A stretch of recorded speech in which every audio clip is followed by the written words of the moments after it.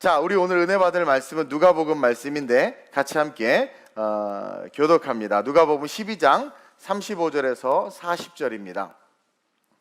제가 먼저 봉독합니다. 제가 미리 클리핑해 놓으라고 그랬죠. 12장 35절입니다. 허리에 띠를 띠고 등불을 켜고 서 있으라. 너희는 마치 그 주인이 혼인 집에서 돌아와 문을 두드리면 곧 열어주려고 기다리는 사람과 같이 되라. 주인이 와서 깨어있는 것을 보면 그 종들은 복이 있으리로다. 내가 진실로 너에게 이르노니 주인이 띠를 띠고 그 종들을 자리에 앉히고 나와 수종 들리라. 주인이 혹 이경에나 혹 삼경에 이르러서도 종들이 그같이 하고 있는 것을 보면 그 종들은 복이 있으리로다. 너희도 아는 바니 집주인이 만일 도둑이 어느 때에 이를 줄 알았더라면 그 집을 뚫지 못하게 하였으리라. 함께 그러므로 너희도 준비하고 있으라. 생각하지 않은 때에 인자가 오리라 하시니라. 아멘. 오늘의 본문 말씀을 가지고 한번 따라합시다. 기다리는 사람이 되라. 여러분, 성도의 진정한 의미를 아세요? 성도. 보통 성도, 누구누구 성도님, 성도 그러면 흔히 종교를 믿는 사람, 신앙이 있는 사람을 지칭해요. 그래서 아유, 저분은 저기 불교 성도야, 조계종 성도야, 천주교 성도야, 천주교 신자야, 교회 성도야, 교회 신자야, 그렇게 비슷하게 말들을 하는데, 어쨌든 이 성도 그러면 종교를 믿는 사람들, 어떤 신앙을 가진 사람들을 크게 그렇게 싸잡아서 이야기를 합니다. 그러나 이 단어는 주로 기독교에서 가장 많이 사용하고 있고, 일반적으로 기독교 안에서 이 성도라는 의미는 하나님 안에서 거룩하게 구별된 자, 성도, 그렇죠? 그리고 거룩한 백성, 하나님의 백성, 그런 의미로 사용이 됩니다. 그렇다면 우리가 하나님의 백성으로, 성도, 구별된 사람으로 세상 가운데서 구별되는 게 뭘까요? 요 시간은 구별돼. 왜냐하면 TV 앞에 세상이 있지 않고 여기 있잖아, 그렇죠? 이건 좀 구별되는 것 같아요. 그러나 여러분, 월요일부터 토요일까지 세상 사람들과 많이 구별이 되나요? 아니, 갑자기 우리 예배 인도하시는 우리 누구예요? 갑자기 또 이름이 생각이 안 나. 원영일 안수입사님, 또 우리 마루, 그리고 또 누구예요? 우리 이부 인도자? 머리 스타일이 좀 비슷한 것 같아. 그렇죠? 좀 구별되는 것 같아. 이렇게 좀 뭔가 한 미용실을 이용하는구나. 이렇게 예를 들면, 여러분, 뭔가 이렇게 구별되는 게 월요일부터 토요일까지 여러분들의 삶에 구별되는 게 있습니까? 뭐가 구별되나요? 불법 유턴, 그리고 사기는 아니구나. 하여튼 별로 구별된 모습이 세상에서는 보이지 않는 것 같아요. 거룩하려고 노력하지만 크리스찬이라고 한다 할지라도 우리는 죄짓고 넘어져요. 이길 수가 없어요. 쉽지 않아요. 그리고 구별되려고 하지만 그러다 보면 그냥 세상 사는 게 너무 힘들어져. 이상하게 세상과 우리 경훈이도 완전히 또 이렇게 긍정적으로 이야기하는데, 구별돼서 살려고 하면 사실 힘들어지죠. 회사에서 식기도 하려고 하면 핍박이 오고, 수협에 가서 일찍 퇴근합니다 그러면 또 눈치가 오고, 뭔가 신앙생활을 하기는 하는데 그냥 신앙생활을 할 뿐이지 세상과 별반 다를 바 없이 살고 있는 게 우리 현실인 것 같습니다. 그러니 성도라는 말이 우리에게 얼마나 부담이고 또 얼마나 민망합니까? 근데요, 여러분이 성도의 본질적 의미를 우리가 잘 모르고 있어요. 여러분, 주님은요, 우리가 넘어질 것을 아실까요? 모르실까요? 알아요. 어젯밤에 싸우고 온 것도 알아요. 그리고 가지 말아야 될 곳에 간 것도 알고 먹지 말아야 될 것을 먹은 것도 아세요. 우리 주님은 우리가 거룩한 성도라고 말하지만 그래도 넘어지고 쓰러질 것을 아시고, 여러분 베드로 보세요. 부인할 거 아셨어요. 근데도 버리셨나? 안 버리셨지. 너는 거룩한 성도가 아니라 악도다 이랬나요? 아니라는 거예요. 유다가 자기를 팔 것을 아셨습니다. 그럼에도 불구하고 그를 내치지 않았단 말이에요. 우리 주님은요, 누구도 책망하시거나 정죄하시거나 하지 아니하시고, 쉽게 말해 그냥 그렇게 넘어지고 쓰러질 것 아시지만 성도라고 인정해 주셨다라는 거예요. 이는 not yet, 아직은 아니지만 곧 이들이 진짜 성경적 의미의 성도의 삶을 살아갈 것을 알고 또 믿으셨기 때문에 성도로 인정하며 동시에 우리도 성경적 의미의 성도의 의미를 알아서 그렇게 살아가길 원하셔서 오늘 이 본문 속에 그 의미를 기록해 주고 계신다라는 거죠. 여러분, 성경적으로 말하는 성도란 기다리는 사람들이라는 뜻입니다. 여러분, 성도는 뭐 거룩하게 구별되고 세상과 구별되고, 물론 뭐 예수 그리스도를 믿는 자, 그 도를 따르는 자, 하나님께서 택한 자, 그런 의미긴 하지만 그렇게 하나님의 택한 자요, 그리고 뭡니까? 거룩한 자요, 세상 가운데 구별된 자요, 하나님이 불러낸 자요. 그래서 뭐 어떻게 하라는 거예요? 죄 짓잖아요. 거짓말하고 넘어지잖아요. 불러낸 성도인데 못 살잖아요, 그렇게. 그래서 우리가 분명한 본질적인 의미를 알아야 되는데, 그런 성도들의 그 본질적인 의미는 뭐예요? 기다리는 사람들이다. 여러분, 오늘 본문은요, 앞에서부터 쭉 이어지는 내용을 봐야 돼요. 그러면 집에 가실 것 같아서 제가 그냥 써머리를 해드리는데, 여러분 12장 앞에서부터 쭉 보면 예수님은 계속해서 바리새인들과 논쟁을 합니다. 12장에 와서 외식하는 신앙을 지적해요. 그냥 여러분 대충 이렇게 보세요. 12장 소제목이 바리새인들의 외식을 주의하라. 그러면서 그들의 신앙, 그 신앙이 외식하는 신앙이다, 그것들을 지적하시고, 기다림이 없이 현재를 위해서 신앙생활하는 바리새인들을 책망하고 있는 거예요. 그러니까 바리새인들은 다시 오실 주님, 또 오실 그 메시아를 말로는 말하지만 기다리지 않아서, 정말 메시아를 바라보고 그 메시아를 기다리는 참 신앙인들이었다면 썩어질 이 세상에 마음을 두지 않고 따로 돈꾀를 차지 않았을 거라는 거예요. 즉 이들이 왜 외식하는 자들이냐? 기다림이 없는 신앙생활을 하고 있었다라는 거죠. 그러면서 우리로 하여금 깨닫게 하시고, 외식하는 신앙생활은 결국 한 부자의 비유와 같이, 13절 소제목이죠, 12장 부자의 비유와 같이 결국은 어리석은 삶이 될 것이다. 즉 신앙생활하면서 없어질 것을 위해서 사는 것은 진짜 신앙생활이 아니다. 없어지지 않을 것을 기다릴 수 있어야 되는데, 그리고 없어지지 않을 것을 기다리는 참 신앙은 벌써 삶의 에티튜드가 달라져요. 방향이 달라진단 말이에요. 근데 모든 바리새인들과 오늘 13장에 언급된 이 부자 역시 그러지 못했다. 즉 어리석은 신앙이다라고 쐐기를 박아주고 있는 거예요. 누가복음 12장 20절 21절만 읽습니다. 시작. 하나님은 이르시되 어리석은 자여, 오늘 밤에 내 영혼을 도로 찾으리니 그러면 내 준비한 것이 누구의 것이 되겠느냐 하셨으니, 자기를 위하여 재물을 쌓아두고 하나님께 대하여 부요하지 못한 자가 이와 같으니라. 영생을 얻겠다, 주님을 기다린다, 천국을 가겠다고 하는데 그 삶의 모습을 들여다봤더니 뭐예요? 없어질 것, 썰어질 것을 위해서 사는 거예요. 너 내가 오늘 밤에 네 영혼 취하면 네가 그렇게 열심을 해서 그 철옹성과 같은 권력과 부를 쌓으려고 하는 그 모든 것들 다 없어질 텐데 너 그게 신앙이니? 그게 신앙이니? 그러면서 쐐기를 박아주는 거예요. 그러면서 동시에 신앙의 삶을 사는 자들을 향해 염려하지 말아라. 그러니까 그 얘기를 딱 듣고 있으니까 그건 뭐야? 우리 다 거지처럼 뭐 어떻게 세상 욕심 이렇게 하지 뭐 어떻게 해야 되는 거야? 그러니까 주님이 바로 이어서 염려하지 말라는, 염려에 대한, 까마귀 이야기하면서 심지도 거두지도 않는 이렇게 먹이시지 않냐 하면서 염려하지 말라고, 즉 외식하는 신앙생활을 하지 말라고, 영생이 가장 중요하다고, 그러면서 올바른 신앙생활을 할 때 얘들아 너희가 있어야 될 것을 내가 다 채워줄 거야. 너희들은 그 체험받는 축복이 있어. 그러니까 걱정하지 마. 그러면서 22절 23절 보겠습니다. 시작. 또 제자들에게 이르시되 그러므로 내가 너희에게 이르노니 너희 목숨을 위하여 무엇을 먹을까, 몸을 위하여 무엇을 입을까 염려하지 말라. 목숨이 음식보다 중하고 몸이 의복보다 중하니라. 그러면서 분명한 우선순위가 있는 삶을 살아라 이야기하고 있는 거예요. 그럴 때 뭐가 중요한지를 알아. 야, 목숨이 중요해, 옷이 중요해? 목숨이요. 그렇죠? 몸이 중요해, 의복이 중요해? 몸이요. 당연하잖아요. 그것처럼 우선순위를 가져라 가르쳐주면서, 그러니까 쭉 이어지고 이 내러티브에 흐르는 하나님께서 우리에게 주시고자 하는 그 초점, 깔때기를 통해서 지금 결론에 이르게 하는 것이 기다림인데, 그러면서 30절 하반절을 이렇게 이야기하는 거예요. 시작.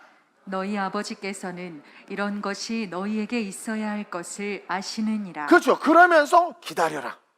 기다리는 삶을 살아라. 명령하는, 있어야 될 것 다 알아. 그래서 줄 거야. 그러니까 너는 다른 것, 썩어질 것, 없어질 것을 위해서 사는 것이 아니라 참 신앙, 기다리는 삶을 살아라. 그게 뭐예요? 31절입니다. 시작.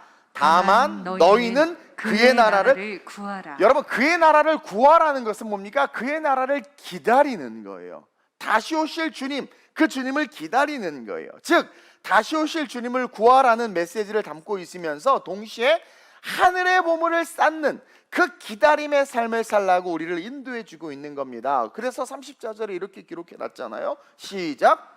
너희 보물 있는 곳에는 너희 마음도 있으리라. 그곳에 보물을 쌓아라. 영생을 준비해라. 너 당장 네 영혼 내일 취하면 어떡할 거니? 헛된 것에 마음 두고 헛된 것을 위해서 살지 마. 진정한 신앙이라는 것은 기다리는 거야. 그분의 그 나라를 바라보는 거야.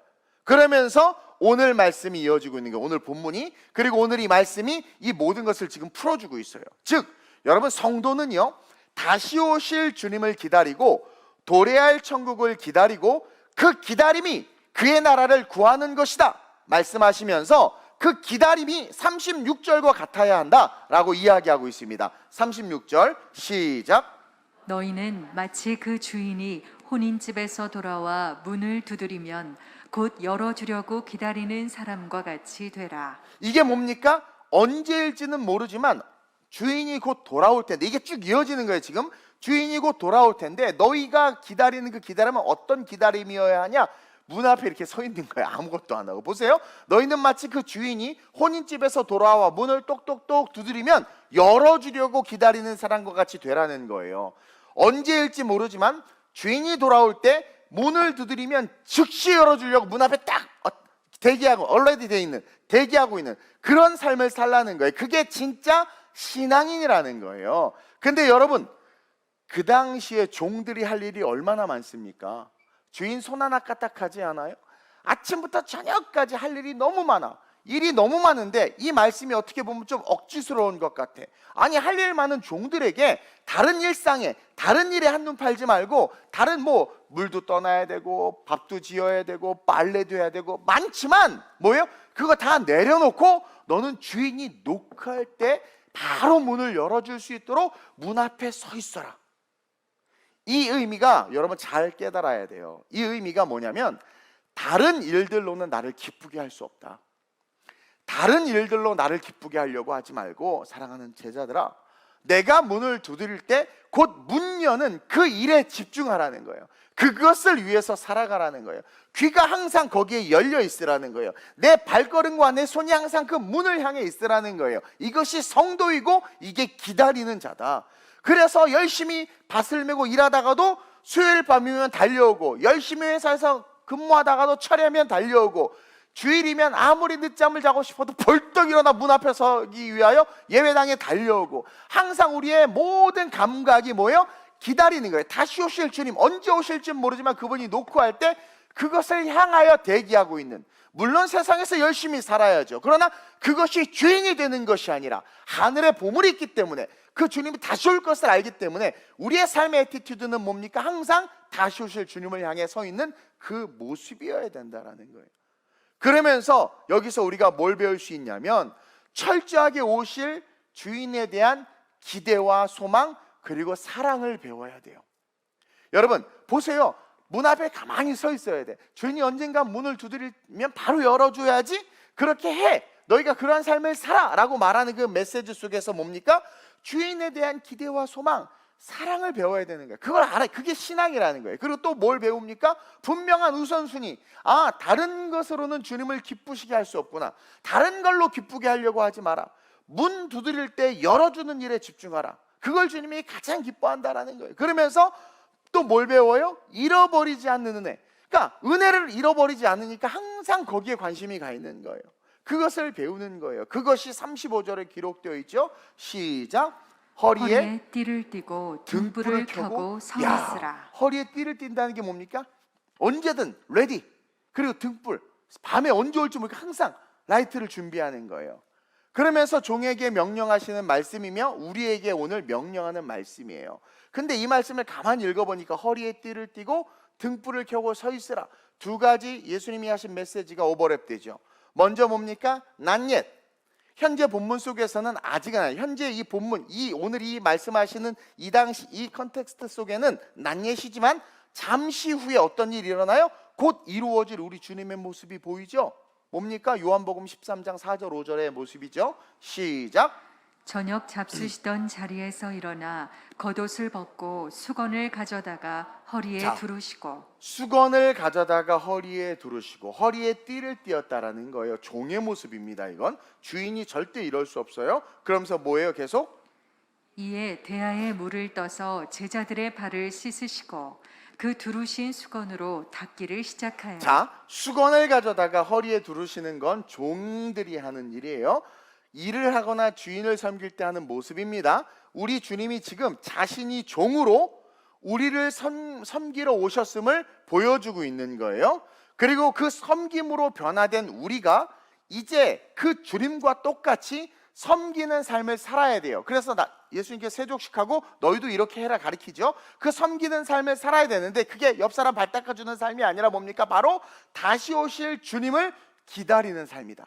내가 지금 허리에 띠를 띠고 등불을 켜고 서 있으라고 말씀하시면서 주님이 오버랩으로 말씀하시는, 통전적으로 봐야 되지 않은 말씀이 뭐냐면, 내가 너희들의 발을 씻어준 것 같이 내가 이제 너희들을 구원할 텐데 그 섬김이 땅에 떨어지지 않도록 너희는 구원받은 자답게, 예수님께서 제자들에게 뭐래요? 내가 다시 올 것이다 그러죠, 사도행전에. 그것처럼 다시 올 그 주님을 이제 어떻게 돼요? 구원받은 자들은 기다려야 된다.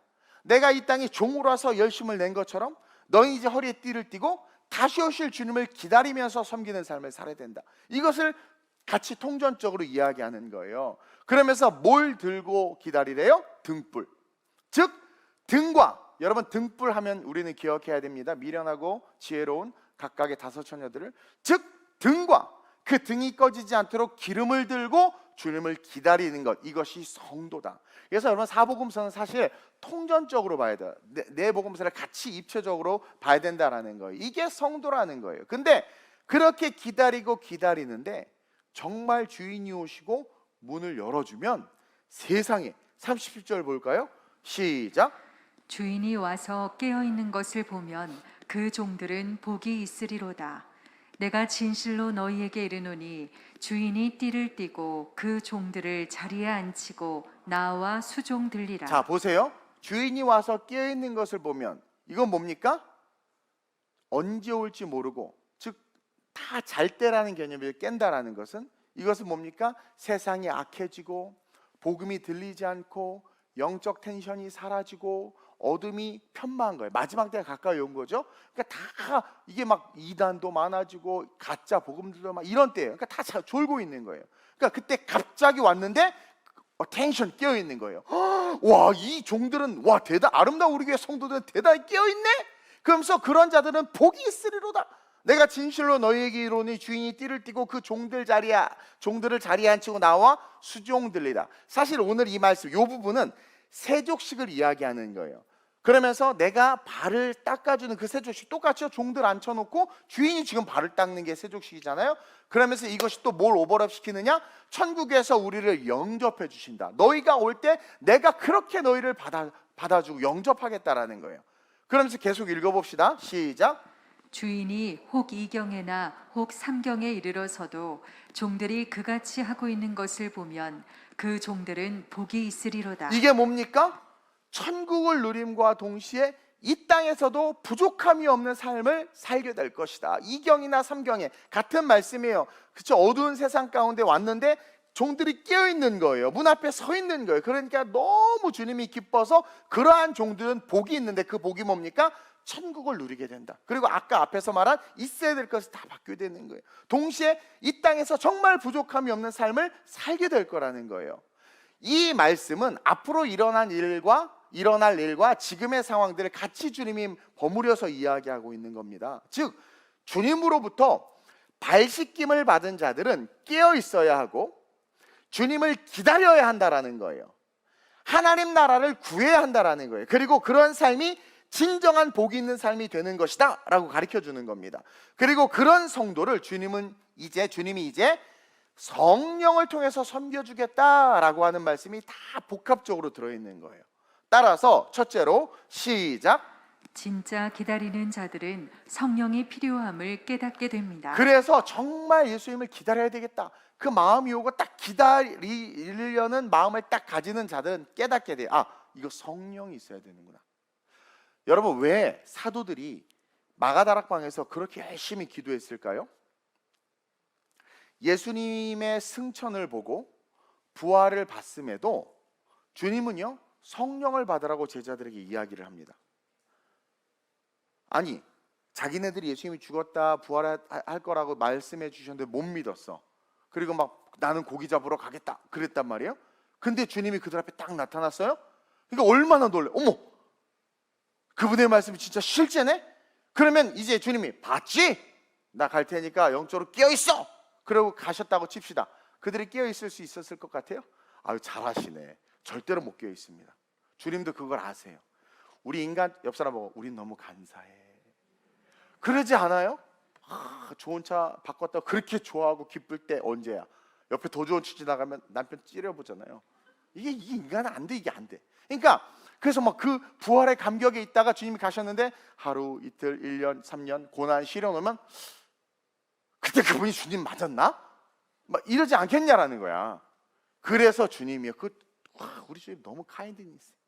그러니까 그 부활의 주님 봤음에도 불구하고 또 성령 받아야 된다, 성령 받아야 된다. 그리고 제자들도 보세요. 맞아, 주님 저렇게 올라가시지만 나 배신했었잖아, 나 막 그때 기도해달라고 잤잖아, 내가 지금 저렇게 하지, 나 또 언제 내 신앙이 무너질지 몰라, 깨달은 거야. 그러니까 예루살렘을 떠나지 말고 약속하신 것을 기다리라 기도했을 때, 기도하라고 명령했을 때 그들 스스로가 느낀 거예요. 그래가지고 막 그들 스스로가 기도한 거예요. 왜? 진짜 부활의 주님을 봤는데 시간이 지나면 또 은혜를 까먹고 놓칠까봐 자기네들 스스로도 이 복음을 놓치고 싶지 않은 거야. 부활의 그 신앙을 놓치고 싶지 않은 거야. 자기도 부활하고 싶은 거야. 천국 가고 싶은 거야. 그러니까 주님이 예루살렘을 떠나지 말고, 지금 떠나야 돼, 잡혀 죽게 생겼거든요. 군대를 풀어가지고 돈을 줘가지고 다 잡아 죽이라고 했거든. 근데 떠나지 말라니까 떠나지 않아. 기도하라, 성령을 받아. 그냥 그걸 막 붙잡고 부르짖었던 거예요. 충분한 동기가 내면으로부터 올라왔다라는 거죠. 그래서 내면으로부터 동기가 올라와야 공부해요. 그래서 그들 스스로가 아는 거죠. 또 배신하고 도망갈 것을. 그래서 스스로가 연약하다는 것을 인정하는 거예요. 오라, 나는 곤고한 자라, 나는 죄인 중에 괴수입니다. 의롭다 말하는 것이 자기 연약함을 인정하는 거예요. 그걸 숨기지 않은 거예요. 그래서 정말 자신들이 주님의 명령을 지키고 신앙인의 삶으로 다시 오실, 올라간 그대로, 야, 이 멍청한 제자들아, 왜 하늘을 쳐다보고 있느냐, 너희들이 본 그 모습 그대로 오실 거다. 그러니까 맞아, 부활하실 거다라는 말을 못 믿었잖아. 근데 오실 거다 했는데 또 못 믿을 것 같아. 그러니까 오신다고? 그래, 성령. 그러니까 그 다시 오실 주님 분명히 오실 텐데, 부활하신 것처럼 그것을 기다리기 위해서 성령이 필요하구나를 그들 스스로가 느낀 거예요. 그래서 마가다락방에서 그렇게 암내나고 발냄새나고 땀내나고 그 좁아터진 곳에서 코로나 걱정도 안 하고 그냥 부르짖었던 거죠. 사도행전 1장 6절 7절 봅시다. 시작.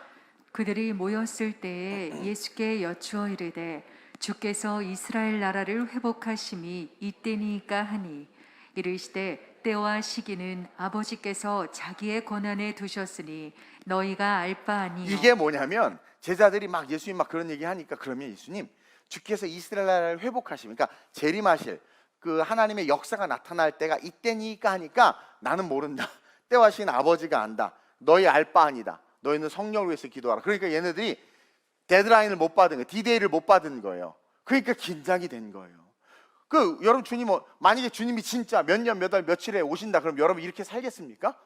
그날이 가까울수록 막 삭발하고 화장 지우고, 가까이 올수록 제사 안 빠지고, 더 가까이 올수록 막 자복하고 막 회개하고 막 그러지 않겠어요? 그렇죠? 그것처럼 아버지의 때 디데이를 알면 우리가 뭔가 대처하겠지만, 그때를 모르니까, 언제일지 모르니까 얘네들이 어텐션한 거예요. 그리고 진짜 부활의 주님이 예수를 인격적으로 딱 만나니까 이거 진짜거든. 그러니까 다시 넘어지면 난 끝이다, 다시 넘어지면 천국 못 간다. 그래서 베드로와 제자들이 그것에 대해 인사이트를 받고 간절히 기도했고, 그들이 정말 간절히 기도했더니 주님의 약속과 그들의 행함, 그들이 주님의 약속, 예루살렘을 떠나지 말고 아버지께서 약속하셔서 기다리라 하신 말씀에 의지해서 그들이 행했죠. 떠나지 않았어요. 예루살렘 떠나지 않았어요? 전심으로 기도했어요. 행동의 신앙이죠. 그러자 어떻게 해요? 진짜 성령을 받았다. 오늘 성경 이 본문은요 35절 위에 소제목을 한번 볼까요? 시작. 깨어 준비하고 있으라. 이 소제목에 집중해야 돼요. 그래서 12장 전체를 봐야 돼요. 11장부터 기도를 가르치신 부터 해서 어쨌든 쭉 이어지면서 봐야 된단 말이에요. 그러면서 이제 점점 결론에 치달아서 우리에게 주시는 메시지가 뭐냐면 그러니까 깨어 준비하고 있으라. 그래서 여기서 우리는 성령이 절대적으로 필요하다. 여기 깨어라는 단어가 뭐예요? 성령이 필요하다라는 의미를 내포하고 있는 거예요. 예수님은 자신의 절대절명의 상황에서 수제자 베드로에게 기도를 부탁했는데 그 결과가 어떠했습니까? 저도요 수제자 제자들에게 뭔가를 부탁했는데 피드백이 영 아닐 때가 많아. 그래서 주님의 마음을 많이 공감해. 그 아웃풋이 어땠어요? 마태복음 26장 40절 시작.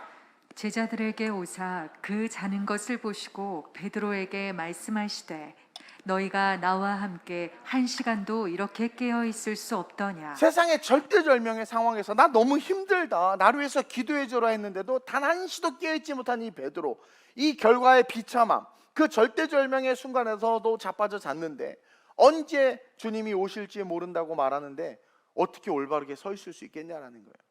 그리고 종들이 할 일이 얼마나 많은데 다른 거 하지 말고 문 앞에서 녹화할 때까지 어떻게 서 있을 수 있냐 이거야. 생각에 이것도 해야 되고 저것도 해야 되고 논도 사야 되고 밭도 사야 되고 결혼도 해야 되고 얼마나 바쁜데 어떻게 서 있냐 이거예요. 그것을 같이 봐야 돼. 그리고 계속 기다려가 문이 똑똑 그 어떻게 문을 열어줄 수 있냔 말이에요. 그래서 깨달아야 되는 거야. 성령이 필요하다. 예수님이 야 문 앞에서 내가 놓고만 하면 문 바로 열어줄 준비해야 돼. 못해요 못해. 근데 할 수 있는 이유가 뭐다? 성령이 있으면 할 수 있다. 그래서 절대적으로 성령이 필요하고 진짜 기다리는 자, 진짜 성도들은 은혜와 사랑이 살아있는 자들은 그 주님을 기다리기 위해 성령을 구할 수밖에 없어요. 어떤 청년이 자꾸 넘어지는 거예요. 술 마시지 않겠다고 했는데 결단했는데 며칠 있다 막 폭탄주를 마시고 담배 안 핀다고 참다가 한 달 있다 30개비를 물고 불 붙여서 막 피고 막 안 되는 거예요. 그러니까 자기가 깨닫는 거서 저는 성령이 그제서야 성령이 필요합니다. 꼬꾸라져서 밤새 기도해서 성령 받으니까 담배를 딱 보는 순간 술을 뭐 이렇게 되는 거지. 그렇게 되시길 축원드려요. 예. 네. 그러니까 성령이 내 안에 계시니까 문 앞에만 서 있을 수 있는 거야. 주님이 원하시는 삶을 향해서 다이렉트, 데라초, 필리핀 말이에요. 직진할 수 있다라는 거예요. 있다라는 거예요. 그러니까 진짜 주님을 사랑하고 그 주님의 마음을 알고 하나님의 영광을 위해서 살아가길 원하는 자들은 자연스럽게 성령을 구할 수밖에 없다. 이번 오순절 말씀 축제 때 여러분 기대하면서 성령 세례와 성령 충만을 받는 역사가 있으시길 축원드립니다. 여러분들이 이제 왜 넘어지고 내가 크리스찬이고 신앙인이라고 하지만 자빠지고 쓰러지는지 아시겠죠? 여러분들이 성령에 대한 니드가 없는 거예요. 성령에 대한 니드가 없다라는 것은 어찌 보면 인격적인 예수를 못 만났다라는 겁니다. 예배가 매번 드려지는 게 왜 이렇게 드려야 되라는 그런 이성적인 생각이 우리를 지배한다면 우리는 예수님을 못 만난 거고 단 한 번도 말씀에 부딪히지 못한 거예요. 하다못해 연예인을 만나서 악수를 한번 그 손도 안 씻는다고 하는데 정신 나간. 진짜 예수님을 만났다면 그렇게 할 수 없는 겁니다. 그래서 깨달아야 돼. 어머, 내가 명목상 크리스찬이었어? 어머, 내가 쌍카 가임신한 사람이었어? 나 예수 믿고 성령 받으셨나? 아니네? 그걸 여러분들 인식해야 돼요. 그래서 지금 바리새인들 계속해서 가르치는 거예요. 지금 예수님 계속해서. 그래서 이제 제자들에게까지 온 겁니다. 그러면서 뭐예요? 회개 13장 보세요. 회개하지 않으면 멸망하리라, 망하리라. 내가 불을 던지러 왔다. 그러면서 그 주님이 이제 그렇게 해야 마지막 심판의 때가 올 때 너희가 건진받는다 하면서 메시지가 이어지고 있는 겁니다. 그러면서 그 심판과 기다리는 자 사이에 뭐가 있다? 성령이 있다. 그래서 이것이 그대로 사도행전으로 옮겨져서 성령과 계시록이 있는 거예요.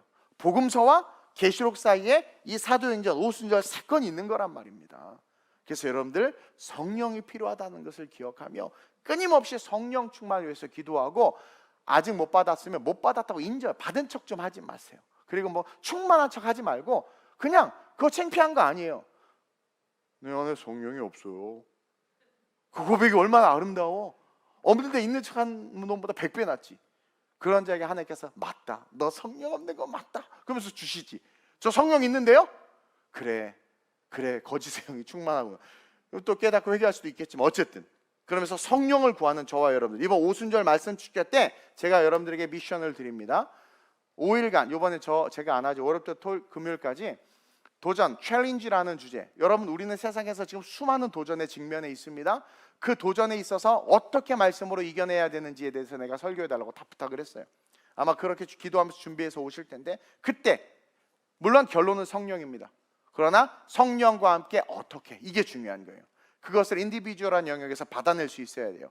그래서 그것을 위해서 기도해서 성령 충만으로 문 앞에 딱 서 있는 저와 여러분들 되시길 주님의 이름으로 축원드립니다. 그러면서 둘째로 시작. 주인이 와서 깨어있는 것을 본다는 것은 사도행전 1장 8절의 말씀을 행하고 있다는 것입니다. 주인이 왔는데 딱 깨어있는 것을 예수님 딱 보잖아요. 그것은 뭐냐면 그 사람이, 그 서 있는 사람이 뭘 하고 있는 거냐, 문 앞에만 서 있는 게 아니라 그 사람이 뭘 하고 있는 거냐면 사도행전 1장 8절 말씀을 행하고 있는 거예요. 그래서 그 행하고 있는 사람은 주님이 딱 보면서 얘 문 앞에 서 있구나, 이렇게 인정한다라는 거죠.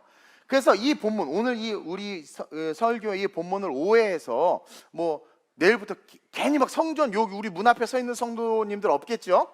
자, 잘 들으세요. 성전 문 앞에, 그 문 앞에 서 있으라는 것은 사도행전 1장 8절 행하라는 건데, 오늘 본문에서 주님이 문을 두드리면 열어줘라, 즉 37절에 주인이 와서 깨어있는 것을 보면 이라는 이 말은 사도행전 1장 8절 한번 읽어볼까요? 시작. 오직 성령이 너희에게 임하시면 너희가 권능을 받고 예루살렘과 온 유대와 사마리아와 땅끝까지 이르러 내 증인이 되리라 하시니라. 즉 성령을 받은 자들은 awake, 깨어있게 되고, 깨어있는 자들은 주님이 와서 문을 두드릴 때 그 문을 두드린다는 게 뭐냐면 열매를 구하는 거예요. 열매를 구하는 거예요. 문을 두드린다는 것은 열매를 구하는 거예요. 열매를 구할 때 예루살렘과 온 유대와 사마리아와 땅끝까지 이르러 구원한 영혼의 열매를 보여드릴 수 있어야 된다. 이게 그냥 성경을 잘못 해석해서 문 앞에 가만히 서 있고 성전에 가만히 서 있으라는 게 아니에요. 여러분, 세상에 할 일이 많지만 그 행하는 모든 것의 우선순위가 뭡니까? 직장에서도 영혼 구원의 열매, 사업장에서도 영혼 구원의 열매, 버스에서도 영혼 구원의 열매, 그 영혼 구원의 열매, 신앙생활 속에서 그것이 있어야 된다. 세상 생활 속에서 그것이 있어야 된다. 그거라는 거죠. 그래서 성령 받은 자들, 그 열매를 구할 때 그 열매를 보여드릴 수 있어야 된다. 마태복음 21장 19절과 또 오버랩 되죠. 시작. 길가에서 한 무화과 나무를 보시고 그리로 가사 잎사귀밖에 아무것도 찾지 못하시고. 이게 바리새인들과 명목상 그리스도인들을 예수님께서 지칭하는 거예요. 잎사귀밖에 없는 것, 그들을 지칭하는 겁니다. 계속. 나무에게 이르시되 이제부터 영원토록 내가 열매를 맺지 못하리라 하시니 무화과 나무가 곧 마른지라. 유대의 땅에 와서, 이스라엘에 와서, 예루살렘에 와서 종교 지도자들과 서기관과 바리새인들, 그렇게 말씀을 맡은 자들에게 와서 열매를 구하는데 하나도 없는 거예요. 열매가. 즉 이 말씀은 뭐냐면 위선적인 종교 행위에 대해서 지적하는 것이고, 제가 예전에 특세 때 설교했죠, 강해로. 지적하는 것이고, 그렇게 위선된 종교적 삶에 대한 그 결과가 얼마나 참혹한지, 영원토록 내가 열매 맺지 못하리라, 구원에서 끊어버리시는 거예요. 얼마나 참혹한, 열매가 없는 삶이 얼마나 참혹한지. 그러니까 사도행전 1장 8절의 삶을 행하지 않으면서 신앙생활하는 것은 가짜고, 그것을 행하기 위해서 성령이 필요해야 우선순위가 분명히 서고, 그렇게 해서 1장 8절을 행하는 것을 예수님이 보면 복된 자예요. 왜냐하면 그 말씀대로 행하면 반드시 열매가 있기 때문에. 근데 위선적으로 신앙생활하는 한국 교회뿐만 아니라 세계 교회와 이 당시 유대 종교 지도자들에 대해서 너네들 끝이다, 끊어버린다, 끊임없이 열매를 구하는 예수님의 모습을 봐야 된다는 거예요. 그러면서 예수님 스스로가 요한복음 15장 1절 2절에서 뭐라고 말씀하십니까? 본질을 가르쳐 주시죠. 시작. 나는 참 포도나무요 내 아버지는 농부라. 물은 내게 붙어 있어 열매를 맺지 아니하는 가지는 아버지께서 그것을 제거해 버리시고. 이게 뭐냐면, 이게 내게 붙어 있는데, 내게 붙어 있는 가지인데 열매를 맺지 못해? 이건 말이 안 되는 거라는 거예요. 그러니까 다른 말로 말하면 예수 그리스도를 구주로 신앙 고백하면 귀신도 떠나가고 병든 자도 치유되고 있어야 될 것이 채워질 뿐만 아니라 하나님의 축복의 삶을 살 수밖에 없고 영혼 구원에 대한 내 안에 동기가 올라와서 그냥 야 친구야 교회 가자, 안 간다고? 너 죽어, 언젠간 죽어, 그러면서 막 전도하고 이게 자연스럽게 되는 거예요. 제사 지내는 시어머니가 불쌍해서 작전 기도하고 남편 맨날 주일마다 놀러 가는 거 잘 때 발가락 잡고 이 발이 하나님 교회 가게 해주시든가 썩어 문드러지게 하시든가 주님 막 결판을 이렇게 기도하게 된단 말이야. 근데 아유 저 인간 빨리 그냥 아유 나도 시험 꼬면 안 본다니까 다행이다, 이게 아니라 그 가짜라는 거예요. 가짜. 내게 붙어있는데 어떻게 열매를 안 맺겠느냐. 그러니까 열매를 안 맺는 건 가짜기 때문에 어떻게 해요? 아버지가 농부니까 제거해 버리시고 계속 시작. 무릇 열매를 맺는 가지는 더 열매를 맺게 하려 하여 그것을 깨끗하게 이게 하시느니라. 하늘의 상급을 쌓게 해. 더 많은 열매, 하늘의 상급을 계속 쌓게 하는 삶이 되고 그것을 깨끗하게 하신다. 우리가 넘어질 수밖에 없고 쓰러질 수밖에 없지만 그거 다 용서하시고 우리가 점점 성화의 과정을 통해서 그리스도의 넓이와 깊이와 높이에 이르는 하나님의 사람이 된다. 그렇게 이야기하는 거예요.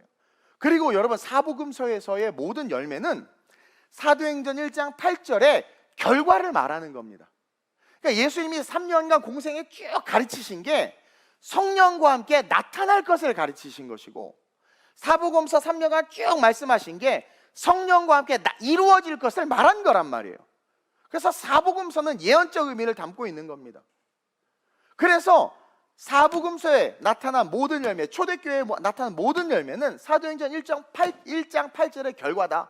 오순절날 성령을 주신 이유도 이 사도행전 1장 8절 때문에 성령을 주신 것이고 그 성령을 받은 자들이 그 말씀에 순종하며 살아가는 삶이 바로 오늘 본문에 나와 있는 깨어있는 삶, 문 앞에 서 있는 거야. 빨리 두드리세요. 두드리기만 팍 열어주는 그 삶이라는 거예요. 38절 한번 볼까요? 시작. 주인이 혹 2경에나 혹 3경에 이르러서도 종들이 그같이 하고 있는 것을 보면 그 종들은 복이 있으리로다. 2경이나 3경에 아주 늦은 밤이나 새벽에 물질주의가 팽배하고 개인주의와 이기주의와 온갖 쾌락과 향락과 유혹과 온갖 것들 지금 막 쓰나미처럼 몰려오는 그 상황 속에서도 시련과 역경 속에서도 고난 속에서도 그와 같이 하고 있는 것을 보면 2경 3경은 그런 의미예요. 그런데도 불구하고 그와 같이 하고 있는 것을 보면 즉 사도행전 1장 8절과 같이 온 유대와 사마리아와 땅끝까지 복음을 전하는 것을 보면 이렇게 우리 교회 선교하는 것을 보면 제가 이야기하잖아요. 예전에 국민일보에서도 인터뷰하고 CTS 가서도 녹화하면서 한 얘기가 뭐냐면 아니 어떻게 부흥했습니까? 아무것도 없어요. nothing. 깨끗하잖아요. 얼굴부터 깨끗하잖아요. 뭐 다 깨끗해. 통장 완전 깨끗하고 다 깨끗하잖아요. 근데 어떻게 이렇게 부흥했냐라는, 왜냐면 개척 필패고 우리 교단에서도 맨주먹으로 개척해서 이렇게 부흥을 일으킨 게 저밖에 없어요. 지금 현재 그래요. 어떻게? 답이 가만히 생각해봐도 뭐예요? 선교. 그냥 선교한 거예요. 그러니까 하나님께서 가장 기뻐한 사도행전 1장 8절에 내게 와서 그 마음으로 문 앞에 계속 서 있었더니 부흥하는 거예요. 있어야 될 것을 아시는 주님이 다 있게 하시는 거예요. 그래서 여기 서 있고 nothing, 저 아무것도 없고 13년간 사례비 한 푼도 안 받고 임대주택에 살고 그거 부끄러워하지 않고 그냥 nothing, 그냥 근데 다 채워져. 어제도 하나님께서 오늘 하나님께서 다 이렇게 공급해 주시고 엘리야에게 까마귀를 통해서 먹이시고 입히신 것처럼 또 어제도 어떤 분이 교회 재정 어렵다고 1,000만 원을 또 헌금해 주셨어. 채워지는 거야. 여러분 그 사도행전 그 말씀을 실행하며 즉 오늘 말씀 문 앞에 서 있는 그 애티튜드를 가지고 행하면 다 채워진단 말이에요. 그래서 부흥한 거예요. 선교 때문에 부흥한 거예요. 그래서 그 종들은 뭐래요? 복이 있으리로다. 복 받았어. 여러분들도 복 받은 거예요. 복 받았어. 오늘 우리 정혁이 결혼할 자매랑 왔는데 좀 이따 인사할 텐데 복 받았어. 연봉 겁나 많아. 말 안 할래요. 배 아파서. 복 받았어. 여러분 그 복은 첫 번째는 천국입니다. 잃어버리지 않는 천국. 가지치기 당하지 않아요. 여러분 자꾸 복을 물질로 생각, 그거는 제일 저질의 복이야. 진짜 신앙 있는 사람 거기에 마음 연연하지 않아.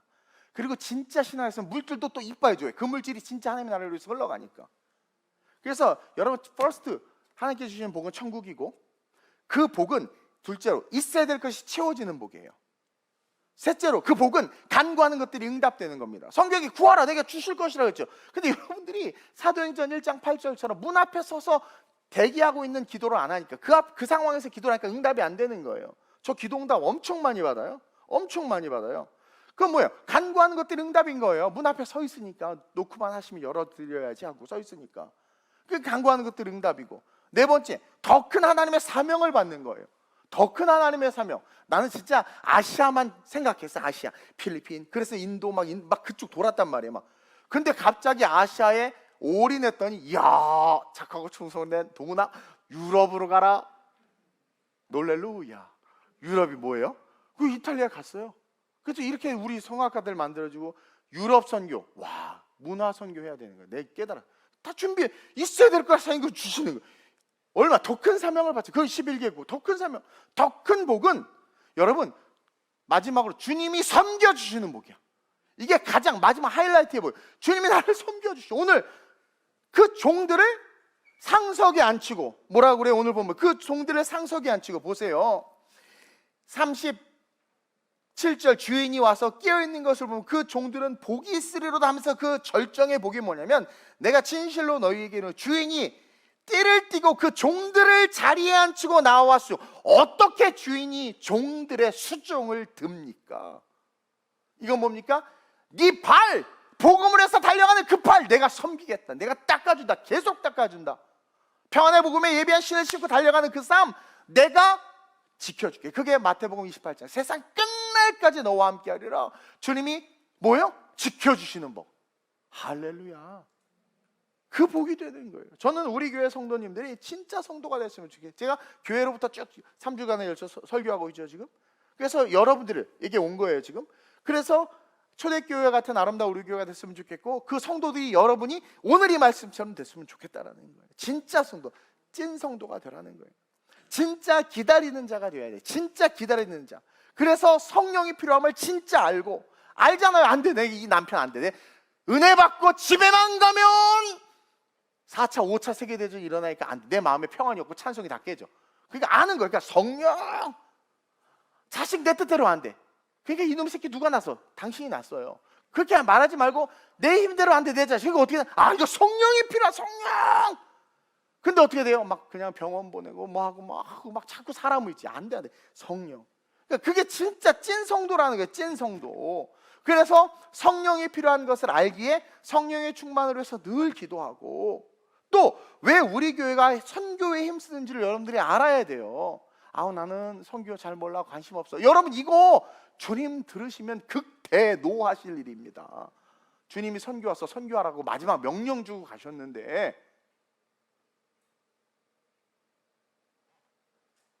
저는 나이가 많아.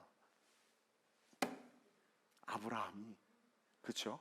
선교했어. 계속 땅끝까지. 갈바도 알지 못해 80세에서 100세 아들 낳고 계속 걸어갔어. 나이가, 우리 교회 연장자들을 위해서 EMTS도 하잖아. 얼마나 은혜입니까? 그것처럼 이게 왜 우리 이 성경적 원칙 때문에 우리 목사님이 선교에 그렇게 힘을 쓰고 있구나. 그리고 이것이 참 진짜 성경적이구나. 너무 귀하다. 그걸 알아야 돼요. 그래서 나도 열심히 힘을 써야지. 그러면서 진짜 하늘의 복을 받는, 아까 말한 4가지 그 복을 받는 그런 찐 성도님들이 되시길 주님의 이름으로 축원드립니다. 주님은요 세족식을 통해 제자들의 발을 씻기실 때, 오늘 이 말씀은 세족식과 오버랩되는 말씀이라고 그랬죠. 씻기실 때 이렇게 말씀하셨어요. 세족식을 하면서 요한복음 13장 8절에서 10절 시작. 베드로가 이르되 내 발을 절대로 씻지 못하시리이다. 예수께서 대답하시되 내가 너를 씻어주지 아니하면 내가 나와 상관이 없느니라. 시몬 베드로가 이르되 주여 내 발뿐 아니라 손과 머리도 씻어 주옵소서. 하여튼 베드로 아이고 극성이에요. 그렇죠? 네, 계속. 예수께서 이르시되 이미 목욕한 자는 발밖에 씻을 필요가 없느니라. 온몸이 깨끗하니라. 너희가 깨끗하나 다는 아니니라 하시니. 다는 아니나 하시니는 유다를 아셔서 유다를 지칭하는 거고, 이 베드로 보세요. 나 진짜 정말, 그죠? 발 안 씻어, 주님께 씻길 수 없으면 내가 안 씻어주면 너 나랑 상관없나? 그럼 온몸을 다 씻어주세요. 야, 목욕했기 때문에 발만 씻으면 돼. 그러니까 여러분들 괜히 막 주를 위해서 막 쓸데없이 막 이러지 말고 말씀 딱 보세요. 이미 목욕한 자는 발밖에 씻을 필요가 없느니라. 이 말씀의 의미를 알아야 돼요. 이게 뭐냐면 예수 십자가 보혈로 씻김 받은 저와 여러분, 즉 신앙 고백한 성도는 목욕한 자입니다. 목욕한 자예요. 근데 발은 뭘 상징합니까? 씻고 목욕한 자가 세상을 걸어야 된단 말입니다. 그러니까 걷는 우리의 삶에 온갖 것들이 붙어요. 악이 가득하고, 왜? 우리가 밟는 땅은 창세기 때 땅이 저주를 받아 저주받은 땅이란 말입니다.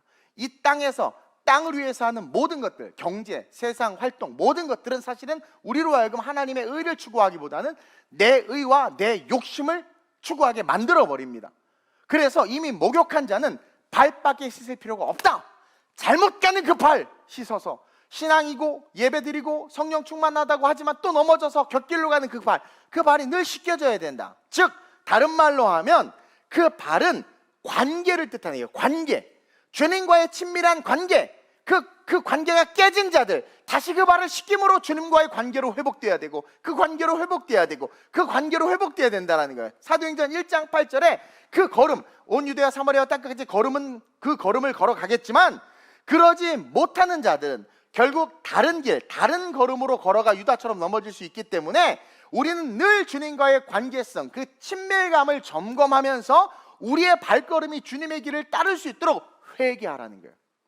매일의 삶의 회개, 세상에 내 발을 씻어서 그 길이 계속해서 사도행전 1장 8절의 길을 걸어갈 수 있도록 우리 스스로가 방향을 잡아줘야 된다는 것을 이야기하고 있는 거예요. 그리고 성령이 그것을 도와준다는 것을 이야기해 주는 거예요. 그러면서 예수님은 제자들에게 14절 15절에 시작, 내가 주와 또는 선생이 되어 너희 발을 씻었으니 너희도 서로 발을 씻어주는 것이 옳으니라. 내가 너희에게 행한 것 같이 너희도 행하게 하려 하여 본을 보였노라. 그래서 세족식을 하고 나서 후반부에 이렇게 말씀하셨잖아요.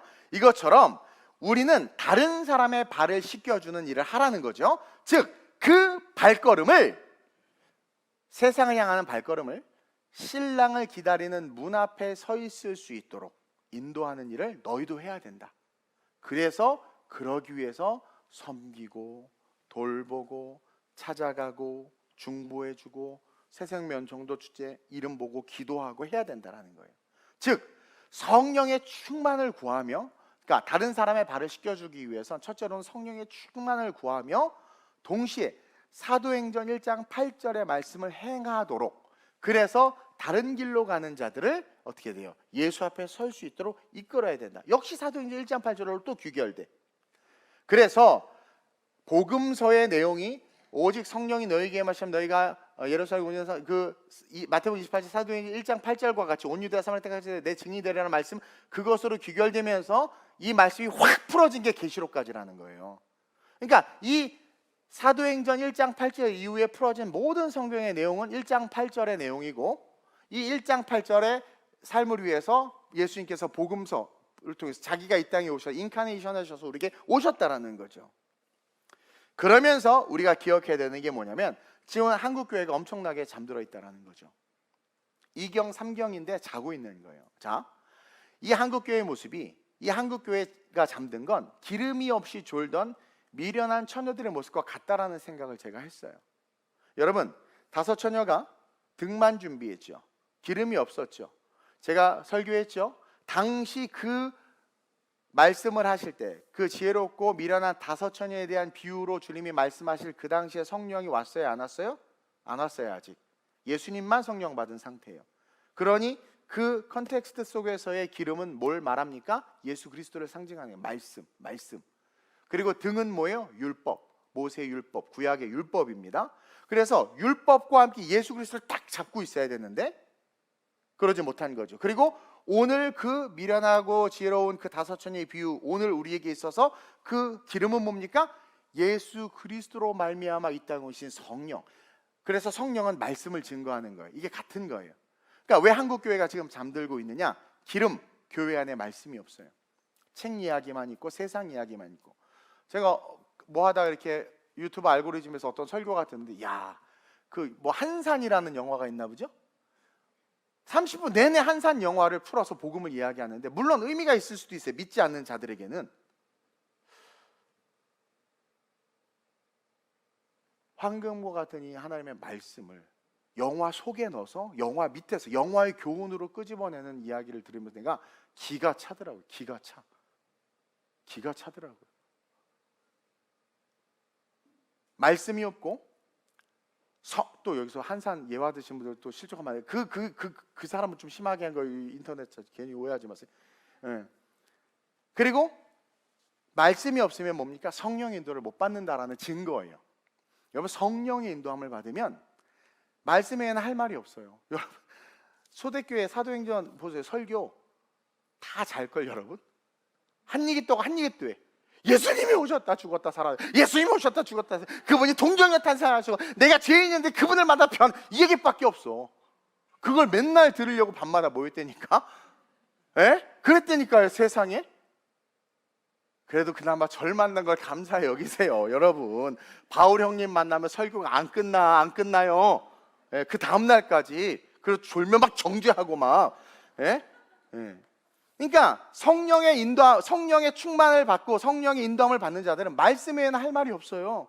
왜? 성령의 말씀을 증거하니까. 그러니까 지금 한국 교회가 뭡니까? 말씀이 없고 성령 인도를 못 받고 있다라는 것이고, 뭐예요? 습관적, 관습적 예배만을 드리는 모습으로 말미암아 성경의 표현을 빌리면 졸고 있는 거예요. 당연히 신랑 기다리고 있잖아요. 교회가 예수님 알잖아요. 재림에 대해서 말하잖아요. 천국에 대해서 말하지만 뭐 없이 말하는 거예요? 기름 없이. 딱 왔는데 어머머 기름이 없는 거야. 난리 난 거예요. 그제서야. 그것이 어디로 또 이어집니까? 요한계시록 소아시아 7교회 중에서 5교회가 그 꼴이 나가지고 버림받잖아요. 그래서 다시 오늘 본문으로 돌아오면 뭡니까? 우리가 그들의 발을 씻겨야 된다. 웨이크업. 한국교회를 깨워야 된다. 그들을 진짜 성도의 삶으로 이끌어야 된다. 그러기 위해서 우리가 어떻게 해야 돼요? 문 앞에 서 있는 신앙의 삶을 견지해야 되는 거죠. 할 일이 많고 해야 될 일이 많지만 내 삶의 원칙, 프린시플, 삶의 우선순위는 뭡니까? 주님이 문 두드릴 때 열어드려야 돼. 그러기 위해서 뭐가 필요해? 성령이 필요해. 왜? 재림의 주님을 잊지 않기 위해서 성령이 필요해. 오신다고 그랬어. 그리고 그 성령의 충만을 받으면 어떻게 돼요? 오셔서 노크할 때 그냥 문만 여는 게 아니라 열매 좀 줘. 열매를 구한다라는 거죠. 맨날 나는 찬양하리라. 지금 막 눈물 버려. 할렐루야 주님을 찬양합시다 하고 막 으아 막 성가대. 근데 자 열매. 그래도 우리 영혼이는 성만이 열매가 있구나. 할렐루야.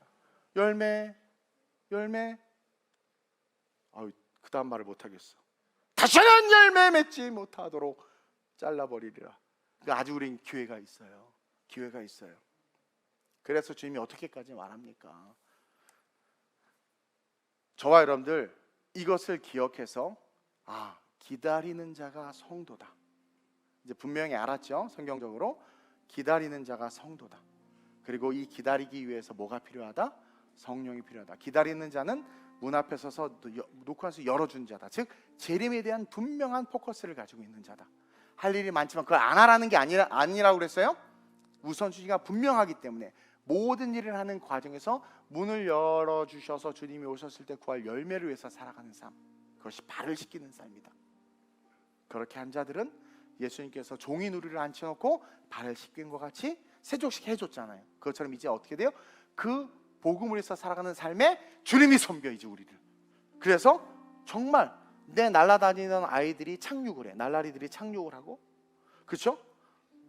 ADHD 그리고 뭔가 정서적 장애가 있는 아이들 어느 순간 엄마 나 깨끗해진 것 같아. 뭐 이게 막 바뀌고, 공부하라고 해도 안 하던 놈들이 갑자기 엄마 말 시키지 마세요. 공부하고 있잖아요. 뭐 이러고 막 무슨 얘기를 해도 피를 불어도 춤을 추지는 이렇게 된단 말이에요. 내 힘으로 하지 않아요. 그거 그냥 내 힘으로 하려고 하니까 안 되는 거예요. 제가 목회 진짜 내 힘으로 하지 않아요. 알 거예요. 저 제 힘으로 하지 않아요. 막 뭐 제 의로 하지 않아요. 아무것도 하지.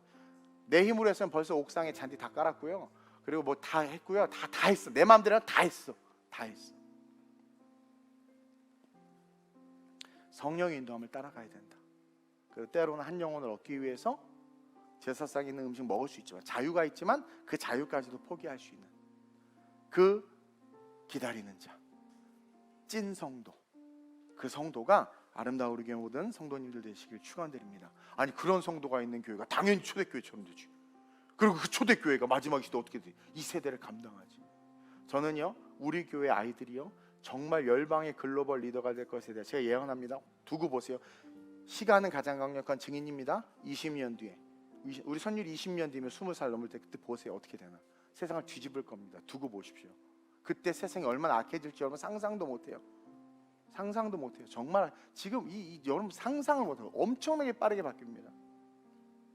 과거의 방법으로 애들 대학 보내면 여러분 미안하지만 그들 망하게 하는 거예요. 성령 인도함을 받아야 돼요. 오늘 이 시간 한번 기도합시다.